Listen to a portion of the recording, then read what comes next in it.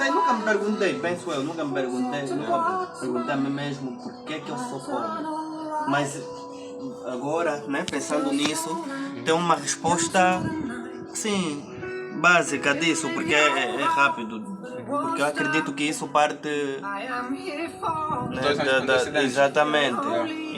Sou pobre por causa dos meus antecedentes. Vamos dizer, eu sempre digo,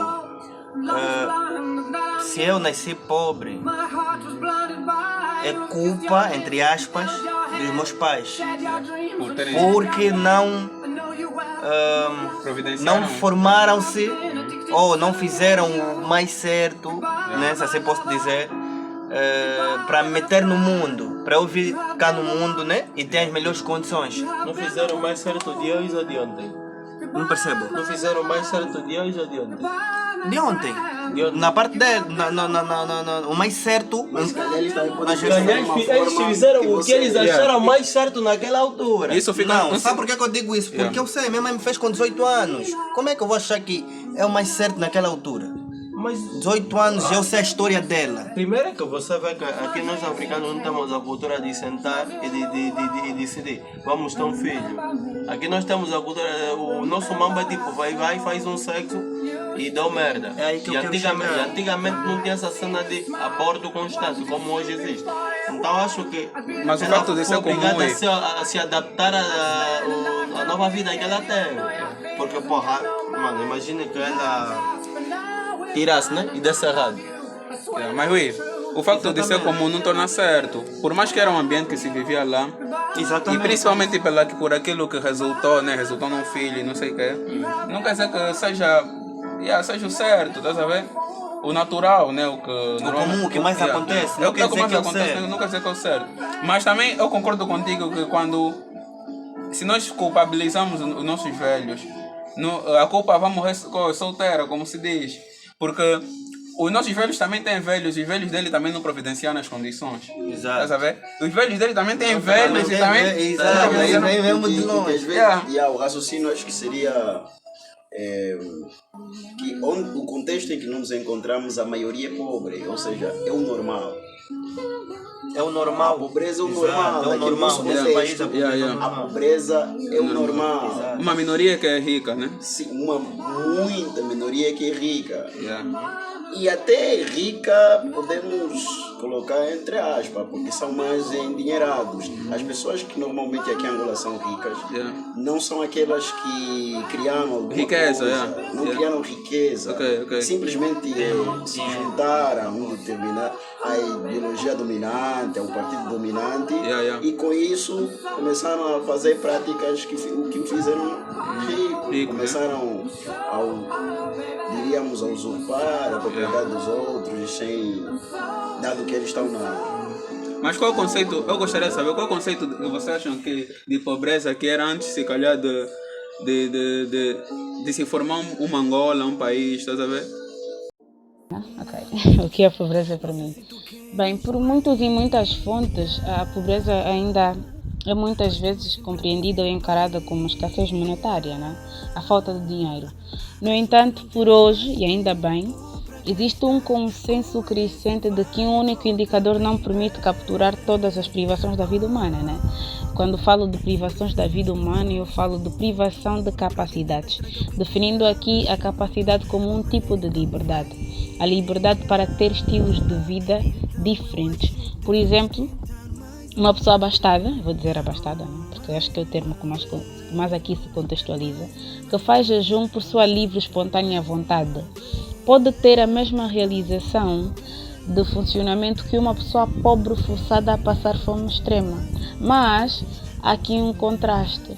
Essa pessoa já possui um conjunto capacitário diferente da segunda. Ou seja, a primeira pessoa tem a liberdade de escolher comer bem, ser bem nutrida, de um modo impossível para a segunda. Então eu aceito e defino a pobreza como uma privação das capacidades básicas de um indivíduo e não apenas como uma renda inferior a um patamar já pré-estabelecido.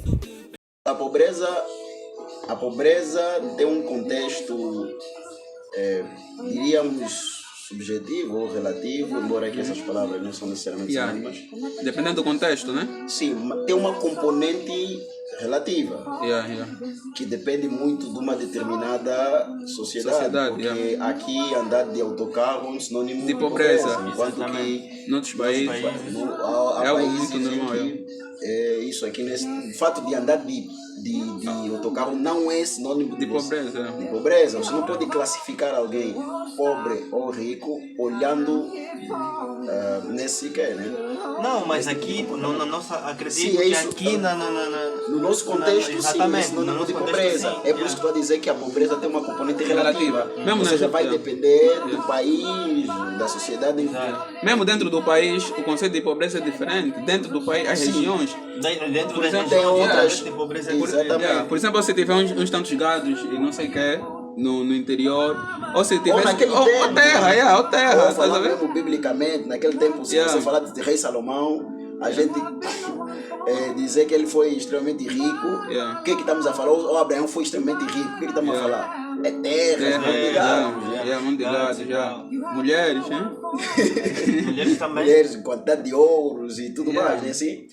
Mas hoje em dia acho que com a modernidade o conceito foi se adaptando, né? Sim, por isso é que estamos a dizer que a pobreza tem uma componente relativa e subjetiva, porque tem pessoas que estamos a viver aqui no mesmo bairro, no Jumbo, mas se você perguntar para alguém, tem senhoras que não se consideram pobres. Não consideram como pobres. Mas tem pessoas que se consideram como pobres. Então tem uma componente relativa, uma componente subjetiva, mas tem a componente objetiva mesmo. Porque o fato é que sem saúde, sem alimentação, sem diríamos, um transporte condigno, uma habitação minimamente condigna, podemos classificar que isso é pobreza em qualquer parte do mundo. Fome, você não pode dizer ausência de alimentação, privação de alimentos, não podemos classificar como uma questão relativa. Relativa. Mas depois de algumas pesquisas, experiência também, eu pude notar que é um resultado, né? O ponto em que estamos agora é um resultado da combinação de vários fatores, sendo eles políticos, demográficos, socioeconômicos e toda essa coisa. Tipo a guerra, né? O quadro de pobreza existente em Angola também é consequência de um número complexo de fatores que destacam a guerra civil, o quadro de guerra em que Angola viveu, que para além de destruir as infraestruturas, também deslocou parte significativa dos recursos humanos para atividades não produtivas. Levou também à ruptura do tecido social pela distribuição dos valores morais e éticos tradicionais, baseado na confiança e solidariedade comunitárias, fazendo emergir um fenômeno de exclusão e destruição social. Depois, obviamente que eu vou aqui falar do desemprego. Não sei se existem informações sobre o emprego e o desemprego no país, né? Mas a débil situação econômica aumentou o desafio do emprego que o país enfrenta. Como resultado, um monte de empreendedores por aí, o setor informal, tornou-se numa importante fonte de emprego. Tornou-se numa importante fonte de emprego. E não sei se é adequado falar, mas eu vou falar da reprodução da pobreza. Foi algo que eu só conheci para poder investigar quando trabalhei como ativista, né? E eu pude notar que as casas que possuem poucos membros de construção geralmente são as mais pobres. Os mesmos são incapazes de obter um emprego bem remunerado por conta própria. Então, a persistência e a transmissibilidade tendem a ser uma das principais características da pobreza. Quando o chefe do agregado familiar tem pouca instrução, a tendência é que os filhos sigam a situação dos seus educadores. Embora, e ainda bem, muitos já estão a quebrar esse tipo de padrão e eu fico muito feliz. E por último, o fator político-econômico, né? Uma outra causa do incremento da pobreza foi a forma como se conduziram as políticas econômicas, refletindo-se como inadequadas.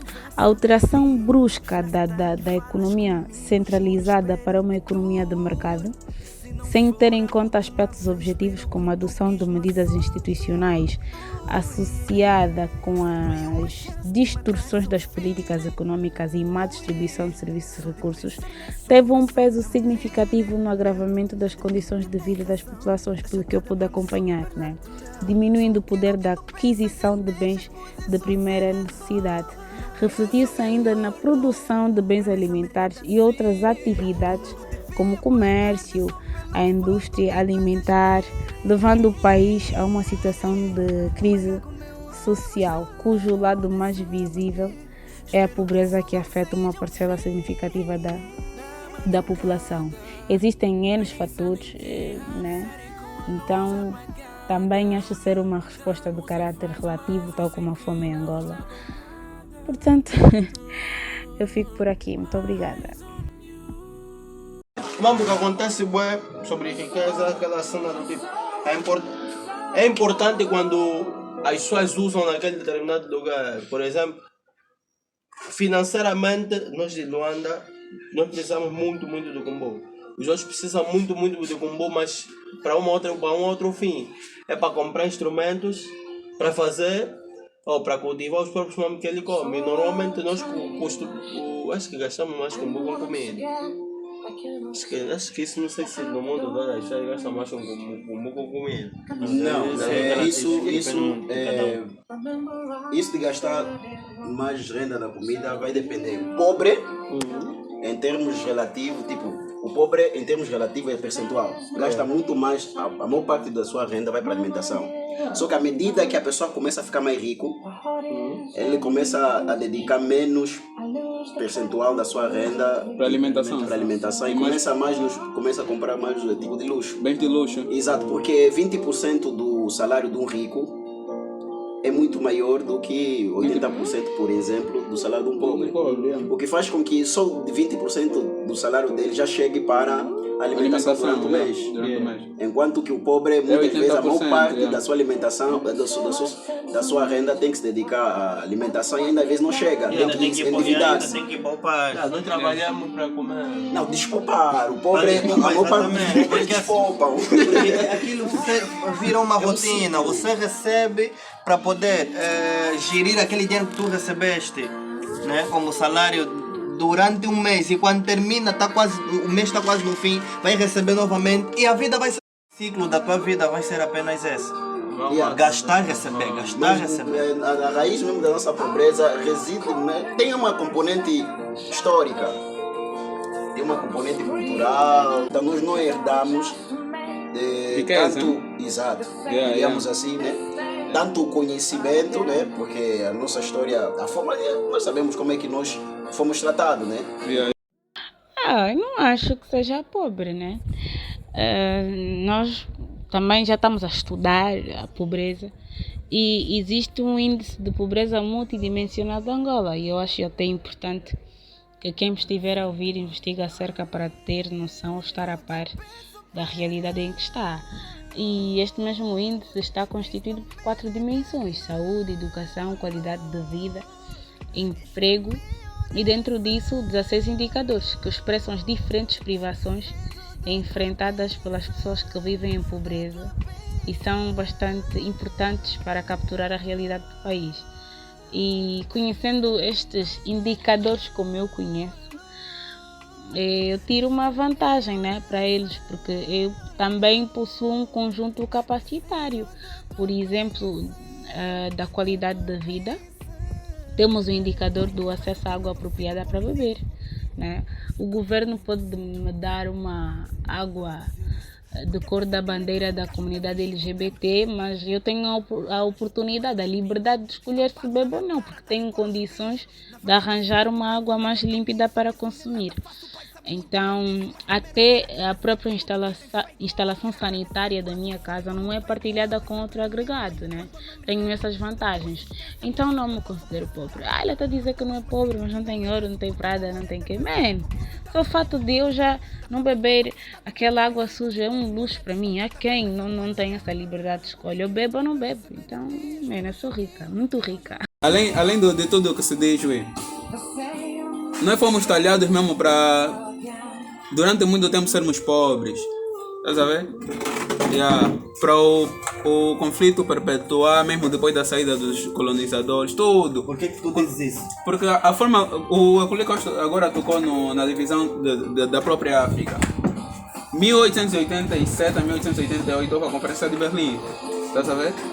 E a repartição de África da forma que foi propositada, mano. Estás a ver? Você vê os grupos étnicos que participaram lá no genocídio do Ruanda, né? Intervenientes do genocídio de Ruanda. Pô, você para colocar os grupos inimigos na mesma zona é porque você tem um propósito, tá a ver? Angola é multicultural. Era mais fácil colocar a parte Bakongo de Angola, né? A parte norte de Angola. E a parte, sei lá, dos Congos e do Gabão que falam Kikongo e não sei o que, e que tem essas semelhanças do Gabão, Falam Kikongo? Tem Bakongos no Gabão também. Sério? Que coisa, que tem essas semelhanças, estás a ver? Colocar todos eles na mesma região e formar um país e aí repartir aquilo e colocar outros, o sul de Angola, né? Lá na Namíbia, colocar e formar também um outro, que eram regiões que têm muitas semelhanças e a cultura quase que é a mesma, estás a ver? Separar assim, dessa forma, e não colocar todos várias culturas diferentes na mesma região e formar, sei lá, um país, estás a ver, né? Então, o que é que acontece? Os portugueses, né? Os colonizadores, depois do bazarem, portugueses, belgas e não sei o que, eles deixam aqui como se fosse. Nós estamos aqui, mas ainda com essa propensão de não prosperarmos. Estás a ver, né? De não prosperarmos, de entrarmos em conflitos. Você vê até essa cena dos conflitos culturais, existe até agora mesmo na esfera do governo. Você vê que tem conflitos tribais e não sei o que. O Bakongo que não puxa o Sulano que não puxa o Bakongo. Até esse termo Sulano dizem que é pejorativo, né? Mas tornou-se pejorativo. Seria algo normal, Você é do Sul, é Sulano. Essa herança, né, que os colonizadores nos deixaram também foi fez com que foi um dos fatores que no fundo aquela cena da Torre de Babel, né? As pessoas começaram a falar línguas diferentes para não continuarem a erguer a torre. Esse acontecimento transferido para o que nós vivemos é quase a mesma coisa. Inclusive não é só porque fomos colonizados, é a forma como fomos colonizados. Era simplesmente de extrair a riqueza. Esse tipo de modelo do colonizador que até hoje ainda existe em Angola. Somos predominantemente temos uma economia predominantemente extrativa, ou seja, dependente muito dos produtos primários, e nomeadamente petróleo. Ou seja, o que nós fornecemos de fora? Petróleo. Exato. O que nós fornecíamos no tempo que nós éramos colonizados, percebe? Fornecíamos no tempo que nós éramos colonizados. Matéria-prima, que é a mesma coisa, o petróleo, café, não sei o que, diamante, todos os produtos extrativos que a gente extrai da terra e não transformamos. Quando vem aqui em Angola, o efeito contrário é mais bens primários, estás a ver? Tipo, levam as cenas para lá, ainda assim, em matéria-prima, e lá transformam, fazem os mesmos, depois voltam a vender. Estás a ver? É o que acontecia antes, é o que está acontecendo também agora, estás a ver? Nós temos muitas receitas, né? Muitas receitas no sentido de quantidade, de valor, quantidade não, valor, mas essas receitas todas advêm de onde? A maior parte vem dos produtos que saem diretamente da onde? Da terra. Bruto. brutos. certo? É o que nós fazíamos já no tempo de colonização, só nos usavam para tirar matéria-prima para levar nas Europas e eles transformavam esses produtos e depois nos tratavam como se fôssemos simplesmente o quê? Também o mercado para consumir. Os seus próprios produtos, para nós sustentarmos as fábricas e os empregos da Europa. Isso mudou, a questão é mudou, continuamos a sustentar através do consumo, e principalmente atualmente é mais complicado, porque dado que a gente tem como referência os europeus em tudo, né? Questões culturais. Mesmo a questão de aspirações, estás a ver? Tudo é a base europeia. Se você perceber os sonhos, começar a perguntar os sonhos, começar a ver a forma como nós nos portamos, a classificação que nós damos, por exemplo, para as pessoas que têm um dado comportamento. Tipo, a gente utiliza como referência o europeu para dizermos se nós estamos a nos comportar de forma adequada, estamos a fazer uma boa arte. Uma boa arte.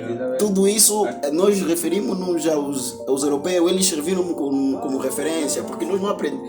Porque a forma nos incutiram que existe uma cultura superior que a outra, existe uma cultura melhor que a outra. Então eles utilizaram como a sua cultura, a sua forma de ser, pensar e agir, como se fosse a mais certa ou a certa, e então eles julgam a cultura dos outros povos usando como referência a sua própria cultura, ou seja, isso está errado porque não está adequado à nossa própria cultura, tal igual como a nossa forma de exprimir-se espiritualmente, por exemplo, começaram a utilizar alguns termos pejorativos, a forma como nos exprimíamos e eles não entendiam, né? Exprimir a nossa espiritualidade, a nossa forma de pensar, a nossa forma de vestir. Então começaram a nos... É fixe falar sobre isso, porque isso traz um outro sentido da própria palavra pobreza. Não é só no sentido material da coisa, mas também no imaterial. Pobreza cultural. Nós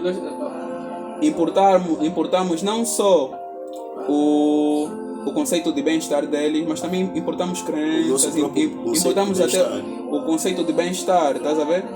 Até as próprias doenças do fórum emocional, psicológico, não sei se é assim que eu posso dizer, também foram importadas, estás a ver? Então, muita coisa que essa nossa pobreza, entre aspas, é derivada de muita coisa, não é só um fator específico. O pobreza é um fator extremamente complexo, dado que ele é social, né? Existem vários fatores que o influenciam, tem fatores ideológicos, né? O socialismo, quando implementam o socialismo. E quando você não desenvolve a tua mente, nunca vai te passar na mente de fazer isso. Até pode te passar, mas agora como vai fazer? E depois tem a raiz ideológica, como eu estava a dizer, o socialismo, né? Porque o socialismo não é muito... É um tipo de ideologia muito para... Não é muito pró-crescimento, pró-riqueza, ok? E isso deu a entender ao povo que quem tem que dar tudo a eles é o Estado. E até agora, até hoje existe esse tipo... Ele faz parte do socialismo. O conceito porque de que o Estado tem que dar tudo, tá sabendo?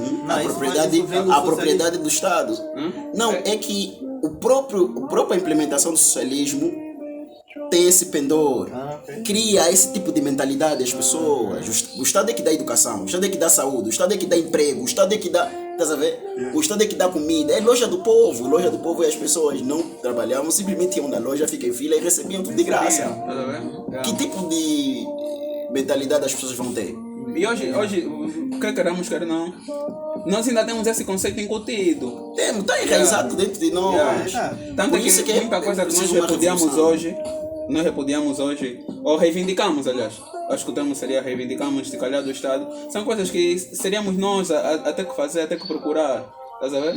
Então ainda estamos nesse inconsciente coletivo, né? Ainda paira no inconsciente coletivo. Ainda paira. A ideia de que o Estado tem que dar tudo, é o Estado que... Só o teu meio é que vai te fazer sair dessa, porque se você não sair do meio que todos pensam assim, vai continuar mesmo sempre assim, na verdade. Essa é esse fator, depois o fator político, em que a forma como foi concebido a nossa o nosso sistema político, o sistema político econômico ou socioeconômico também, é que se você quiser ser rico tem que se aliar à política. É a forma como o nosso modelo... Por isso é que nós somos fruto da sociedade pela qual a gente nasceu.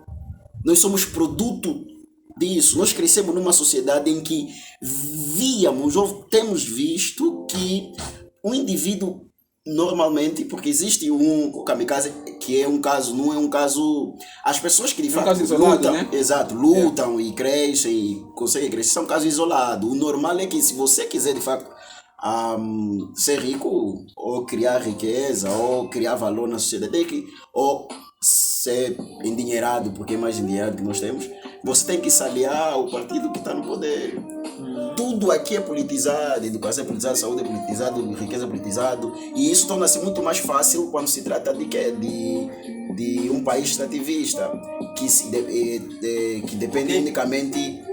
Países extrativistas são aquela economia que depende muito dos produtos que são extraídos diretamente da natureza, bruto. Por isso é que estou chamando de países extrativistas, ok? Então, esse tipo de... Veja, se a nossa maior fonte de riqueza É o petróleo, que é praticamente uma única commodity, o único produto que a gente vende. Então, e quem controla isto aqui é o Estado, né? Certo? Então o Estado é que, como se tivesse o que da torneira, ele é quem decide quem vai ser rico, quem vai ser pobre. Dá para perceber? E agora, como a questão também é nós temos essa consciência já agora. Por que é que permanecemos assim e o que é que deveríamos fazer para sair desse tipo de pensamento, né? Quebrar as barreiras da pobreza.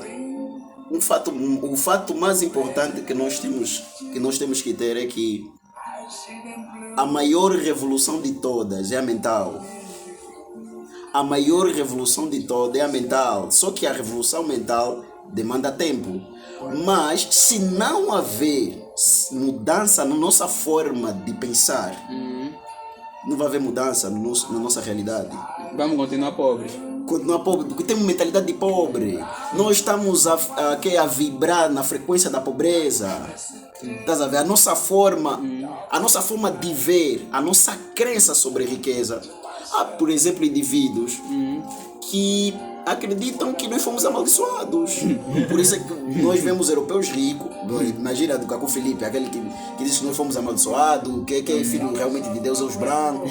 Você pode pensar que isso é algo, puxa, podemos rir, é como se fosse um meme, mas esse tipo de mentalidade, sim, esse tipo de mentalidade é que faz com que o indivíduo não se esforce. Porque você já tem o diagnóstico, já está feito. Nós somos pobres porque fomos amaldiçoados por Deus. E eles são ricos porque eles criaram um modelo, mudaram a sua forma de pensar, criaram um sistema sociopolítico que favorece o seu crescimento e desenvolvimento.